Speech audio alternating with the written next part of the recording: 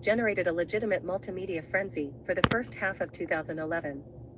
Media attention and public fascination has not yet subsided. The behavior of Sheen, a celebrity known for past relationships with prostitutes and porn stars, as well as implications of long-term recreational drug abuse and domestic violence, was depicted as outrageous, even by his own standards. Though several media figures dismissed Sheen's behavior as the ravings of an out-of-control drug addict, Sheen insisted that he was in control. He was winning. Sheen went so far as to imply that he was more demigod than mortal, when he publicly ranted that he had tiger blood and Adonis DNA. His proof was his success.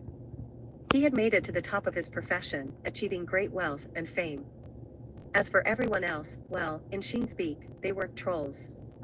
Sheen received a mass outpouring of public support, selling out a high-profile comedy tour throughout North America. Was his behavior simply drug-related antics? Or maybe Sheen exhibited an acceptable amount of eccentricity and excess for a modern, pop culture icon?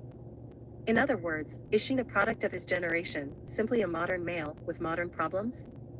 While many media figures dismissed Charlie Sheen as an unstable drug addict for his claims about his warlock status and having Adonis DNA, constructionists might use work similar to those of Irving Goffman, 1967, to normalize Sheen's behavior as possibly appropriate for the time and his status. In other words, as a celebrity, not only would Sheen be able to avoid the stigma typically associated with his problem behavior, he would be more prone than non-celebrities in a similar predicament to even be considered operating perfectly within reason. The concept of stigma, which will be discussed in greater detail in Chapter 3, encapsulates anything that is cast in a negative, unwanted, and unflattering light, as contrary to established social norms and expectations. The relative nature of deviance and susceptibility to stigma is not isolated